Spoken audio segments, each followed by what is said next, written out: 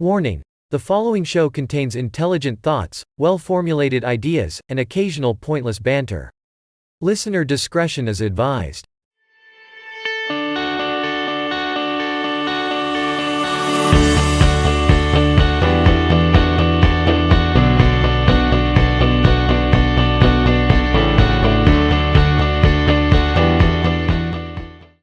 Hello everyone, and welcome to Hashing Out the Details. I am your host, D.L. Williams. Today is April the 11th, 2024. Since our last episode, we had Easter, the NCAA Basketball Championship, the start of baseball season, Wrestlemania, and a total solar eclipse which gripped the nation. We'll talk about a few of those things and a little bit more, all to come here on today's episode of Hashing Out the Details.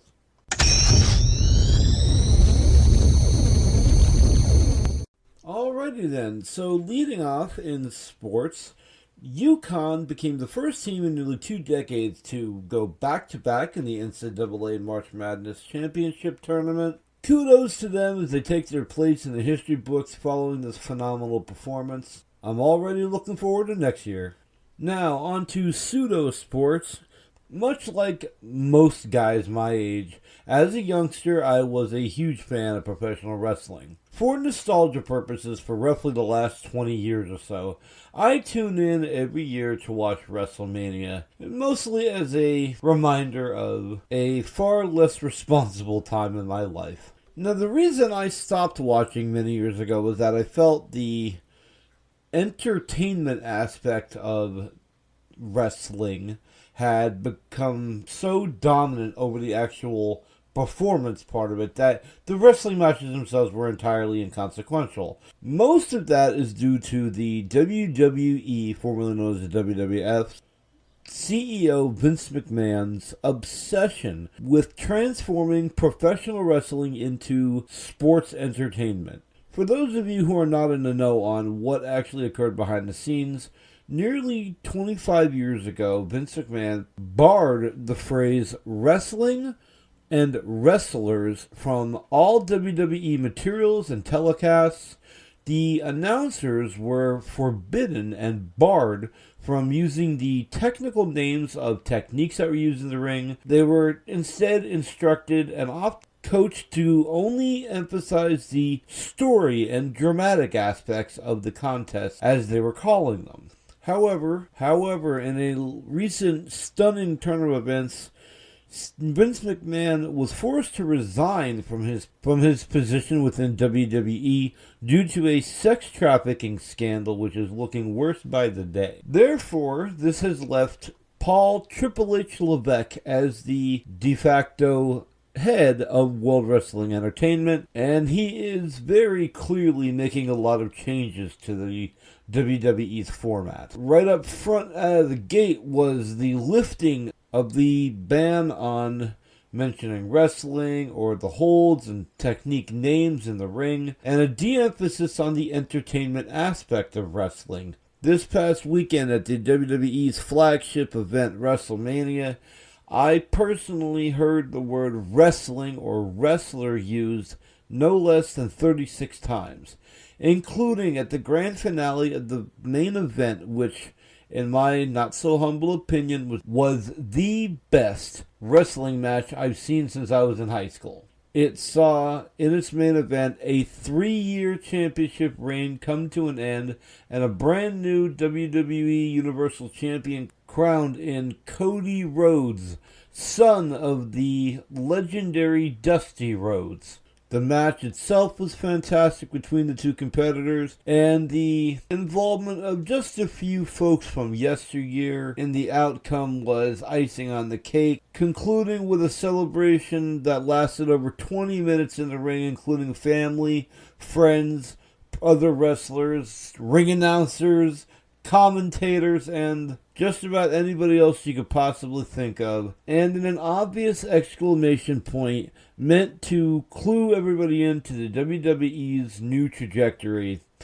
One of the announcers made a loud declaration, and I'm going to play a clip of it for you here in just a second, but this was a declaration to the fans that the Vince McMahon era of sports entertainment had come to an end and that wrestling had returned to the WWE. Damn it! I love professional wrestling! And that, folks, is how you start a new era. Kudos to them. I wish them all the best. I hope they make wrestling as big as it was when I was a teenager. I look forward to seeing what happens. A breaking story just popped up on my newsfeed while I'm recording this today.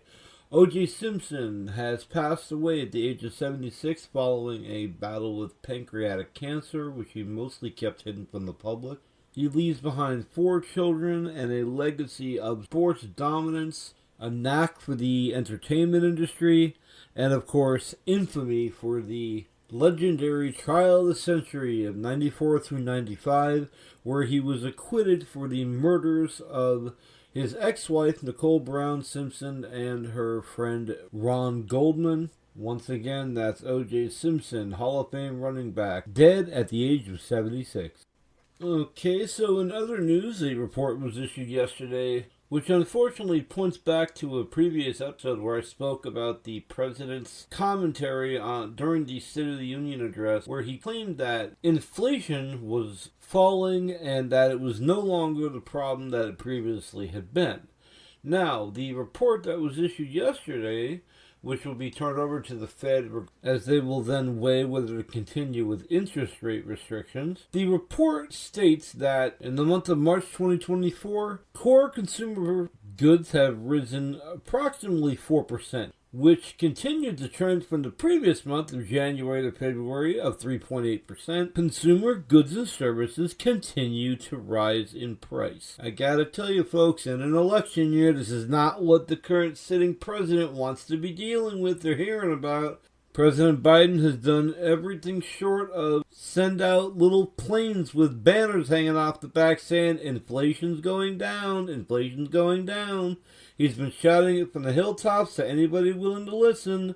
The problem is the numbers are not backing up what he's preaching. The people believe their pocketbook over the president's podium. It's just that simple. I read somewhere last week that the White House and President Biden's campaign managers are in sort of a state of shock in that they can't understand why what's left of the middle class is strongly polling for Donald Trump as opposed to President Biden. And while I accept that it's highly unlikely that anybody with any kind of stroke in the Democratic leadership is listening to what I'm saying in this podcast, I encourage you, open your ears. If you have to, put your hands up to your ears. Put on a stethoscope and hold it up to the speaker if you have to. But listen very carefully. It's the economy, stupid. So anyways, that brings me to my final news story of the day. As we all know, on April 8th, the country experienced its first total solar eclipse in quite some time. It occurred across 15 states and lasted about 4 minutes and 30 seconds, give or take. In the United States, Texas was the bullseye for eclipse viewing purposes, and according to some economists, the eclipse actually created a $1.2 billion tourism boost to the Lone Star State of Texas, which is obviously very good news for Texas. They need all the money they can get to maintain the defense of our southern border.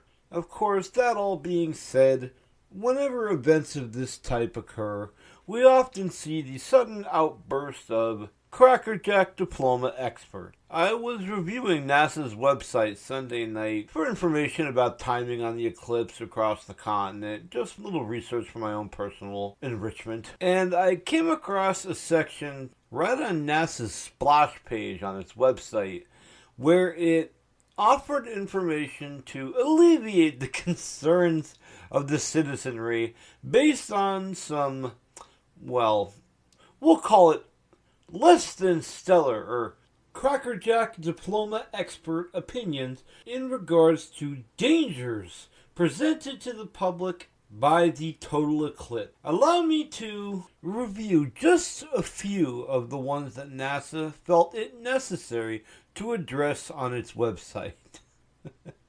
Number 1.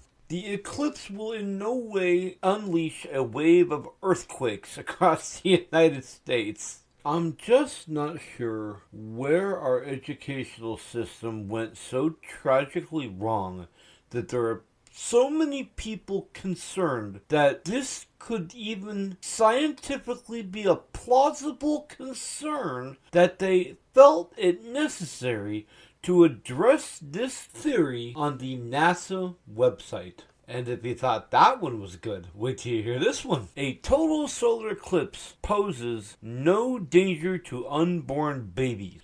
Yep, that's right, folks. It's the same sun and the same sunlight that you're out in every single day.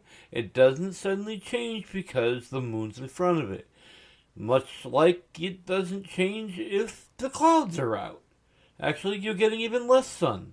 So, no, it's not harmful. There's not magic radiation suddenly coming from the sky because the moon moved between the earth and the sun. It doesn't change what kind of rays have been coming at you the entire time. Actually, it reduces them. Oh, and now this one. This one's my favorite. According to NASA's experts, a solar eclipse will not poison all of the Earth's food supply. That's it, I'm out of here. Once again, this particular theory obviously falls under the category of made up by people who spent way too much time watching 1950s sci-fi movies in a semi-furnished basement at roughly 1:30 in the morning. You see, this is the problem with TBS running Friends 87 times per day. Back when I was a kid, TBS would show all those old-fashioned sci-fi movies every Saturday afternoon, and a lot of times it'd be on really late at night too, on our local PBS channel. We had a show locally produced called Uncle Ted's Monster Mania, where he showed a lot of those kind of movies like Them and Attack of the 50-Foot Tarantula, or even the original Night of the Living Dead. A lot of today's young people haven't seen those movies or even heard of them or their plot. So when these kind of stupid theories start circulating the way around Reddit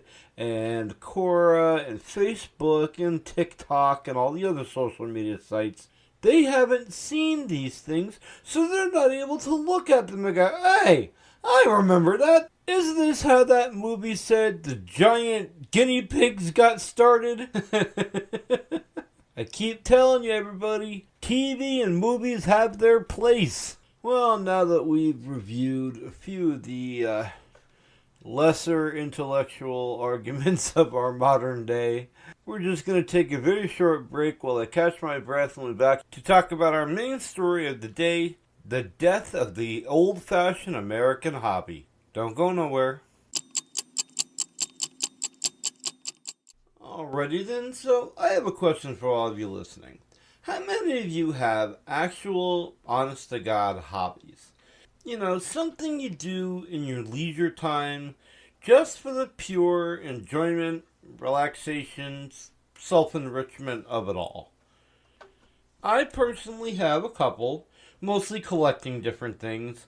Not for monetary value or investment or any kind of monetary or financial gain from it, just because I enjoy it. And I'll be honest, I always just assumed that everybody had things like this, for the most part. Not everyone, but most folks. That was until just the other day. I was reading an article which was published in Nature magazine in conjunction with Harvard Medical Publishing.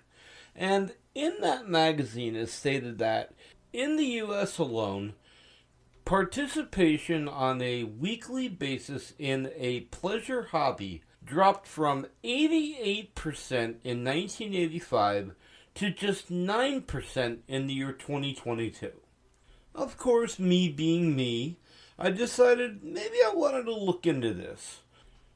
What exactly could cause over 70% of the U.S. population, culturally and sociologically, to shift away from what apparently to that point was considered an ordinary, everyday act of life? My first assumption was it was obviously just the busyness of the modern world, having infinite information at our fingertips, things like that. Just the fact that the clock was full with so many more activities and responsibilities that had never been there before, that it just booted out space for things like hobbies and pleasure activities like that, that it was just that simple. But upon a little more review, it turns out it's not quite as simple as I really thought it was. In 1980, the top 3 hobbies for women were baking and cooking, arts and crafts, which included crocheting and needlework, and reading. For men, the top 3 hobbies were number 1, working on cars, number 2, sports card collecting, number 3, stamp collecting. Now, when you hear those hobbies listed, they all sound very traditional, very standard, something that we all can imagine somebody doing as a pastime when they're trying to relax and just tune out of the world for a little while. However, if you fast forward 40 years later, I want you to think about just a few of those hobbies that I just listed. Let's use needlework and crocheting as an example. Needlework, sewing, crocheting, that kind of thing, was something that was usually passed down from mother to daughter over hundreds of years. Now, what happened was when women started entering the workplace, if they didn't personally have time to teach their daughters those kinds of activities, they learned them in school in what we used to call home ec. Home ec often taught needlework, sewing, some crocheting, some needlepoint, things like that. It exposed women who later took it on as a hobby to those crafting forms so that they could decide they liked it. And when it became a part of their teenage life and high school life and later home life, they carried it with them as a source of pleasure and self-enrichment. Very often, over the course of a lifetime, becoming very, very proficient at it. Now think about this. Home economics began getting phased out as a class in the late 80s. Actually, in some areas of the country, even earlier than that.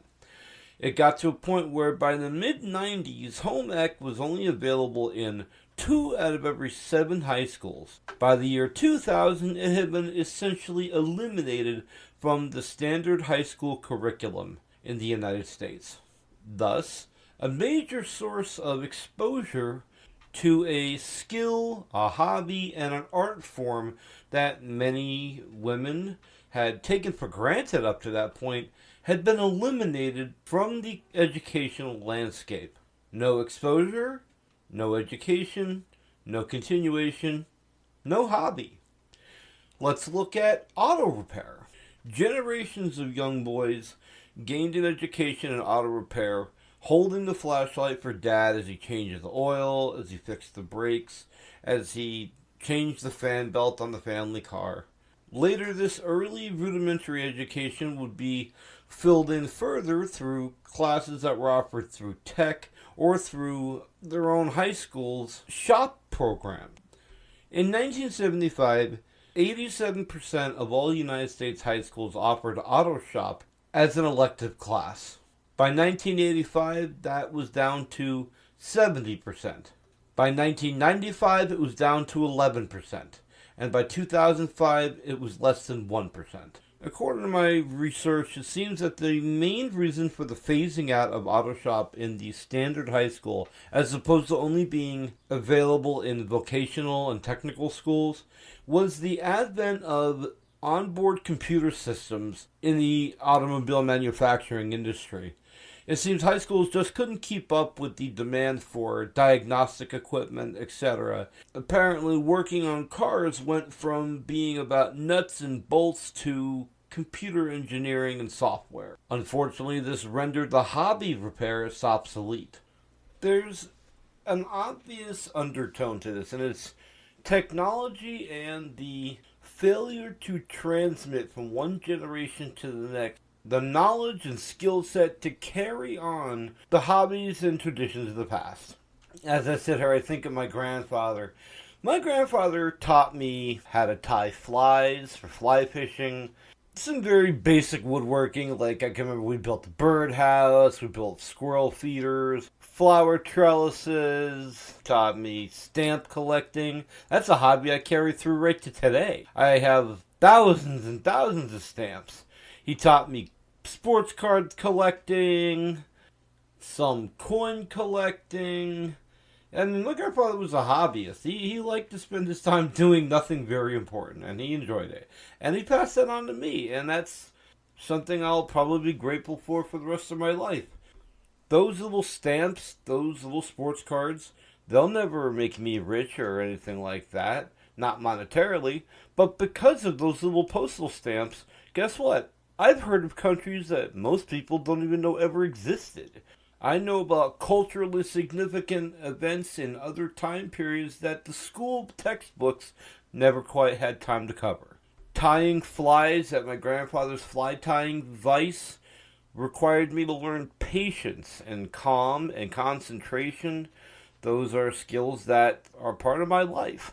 My hands, unfortunately, don't allow me to do that kind of work anymore, but I did enjoy it for its season in my life. It was a hobby. It was a way to pass the time constructively and fulfillingly. I mentioned before about that article in Harvard Medical Publishing.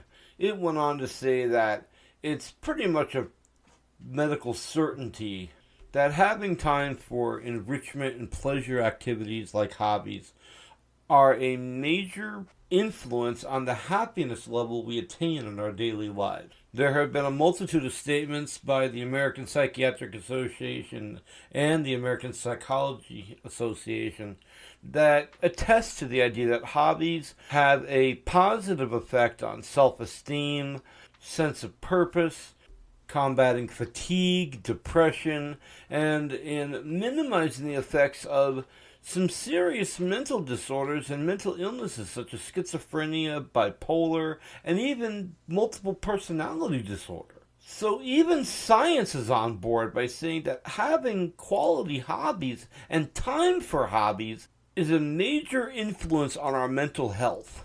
Yet what's going on today? Like I said before, we see the knowledge and skill set for these hobbies being lost in transmission from one generation to the next. We see technology taking the place of analog hobbies. I can remember when I was a kid that there was a stamp and coin dealer in every, maybe not every town, but in every area you could think of at least one or two. Every town had a card shop. You know, like a baseball or sports card shop. Every town had one. Our mall had at least three. And then there was one legitimately a stone's throw from the house I grew up in. Okay? You could find one anywhere you wanted to go. I can remember me and my friends would scrounge money together and run around to, 2 yards over to the card shop and pick up some cards or, oh heaven, I'm definitely dating myself on this one, Pogs. And by the way, yes, I collected Pogs, and I had an awesome Ninja Star Smasher. And if you know what that is, you're just as old as I am, so don't judge me and don't make me feel any worse about being old, okay? But that brings me to 2024. There is not a card shop anywhere to be found. I actually looked, and the closest one is 47 miles away. There is one coin and stamp dealer for 150 miles from where I live, and I live in a relatively suburban area of Pennsylvania. So we're certainly not lacking for major retail sources. Now, truth be told, we don't have a Trader Joe's or a Costco yet, but that's a topic for another episode. Now, I understand the economic basics, so I know that nobody's going to open shops if there's no money to be made in the scene. I get it. Sports card collecting and stamp collecting, along with coin collecting, have become very much niche groups. You can find us on Reddit, you can find us on Quora, you can find us on YouTube under the right channel, but on the whole, these are not widespread, culturally embedded hobbies. Not anymore. Now, what I'm about to steer this towards is probably going to sound a tinge controversial, But this is not my intention. I'm only speaking facts here. I invite you to interpret those facts to your own conclusion. Remember I said that in 1980, the top 3 women's hobbies were cooking and baking, arts and crafts / needlework, and reading. And I also said just a few moments ago about how you couldn't find a sports card shop, a coin and stamp dealer within 50 to 100 miles of my location personally. I can't speak to everywhere. And we also talked about how the educational system has done its best to lambaste the very skill transmitting programs like metal shop, wood shop, and auto shop, the very programs that transmitted the knowledge base that contributed to a lifetime of hobbies that were geared towards men. While I'm certainly not claiming that women are immune to this problem, I do invite you to go over to the Hobby Lobby website. Hobby Lobby is the largest hobby and craft-based store in the country. As a matter of fact, it might even be the world. I'm not positive. It's been difficult for me to authenticate that statement, but it sure seems that way. If it's not the largest, it's very, very close. But I'm going to read to you the department listing from Hobby Lobby on their splash page on their website, okay? It reads like this. Departments: home decor, crafts, fabric and sewing, scrapbooking and paper crafts, floral, baking, art supplies, yarn and needle, beads and jewelry, and wearable art. This is things like fashion accessories, tie-dye clothing, stuff like that. Now, anybody with an unbiased, straightforward review of those departments is going to say, yes, this entire store is geared toward women. It is almost entirely built around arts and crafts, things of that nature. Now, I will say they have a fairly extensive art department, which can go 50-50 either way. Drawing, painting, sculpting, and the like are most certainly not gender biased. But like it or not like it, 9 out of the 10 departments offered by Hobby Lobby are traditionally feminine topics of interest. Do I think that there's a mass conspiracy to eliminate male interests from society? No, I don't. But I can say that I suspect a lot of it is because so many of the last 2 generations to come up from the XY chromosome end of our species, their main hobby, their main interest, their main pastime has been gaming. And thus, from the male-dominated interests and hobbies, gaming and digital entertainment has in many, many ways supplanted, erased, and rendered most of the analog traditional hobbies that were male-dominated in the past. Which is why most video games are not designed for girls. Businesses know their target audience. However, according to, once again going back to the American Psychiatric Association, heightened levels of electronic gameplay and synthesized realities like virtual reality, video games, etc. The higher your level of usage correlates dramatically to higher levels of depression, dopamine failure, anxiety, heightened levels of cortisol, cognitive disassociation, and a series of other negative mental health problems, which is the opposite effect of what you might call traditional hobbies, which had been shown again in previous studies to have positive influences on almost all the exact same psychological markers. All of these are parts to a much bigger moving puzzle. I fear that if we don't start finding a way to reinstitute, especially amongst the male population, physical analog pastimes, aka hobbies, and find a way to integrate them into our lives the way they were in the past as really an assumed part of life, of weekly and daily life, that there would be time taken for these things. My belief is that far more harm is due to come.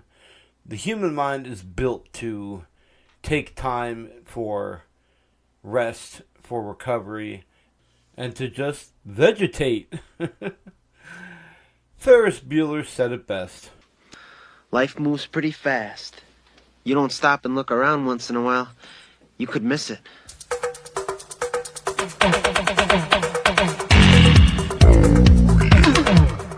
And with that, we bring this week's episode to a close. Once again, it has been a blast talking to you. This is your host, D.L. Williams, on Hashing Out the Details.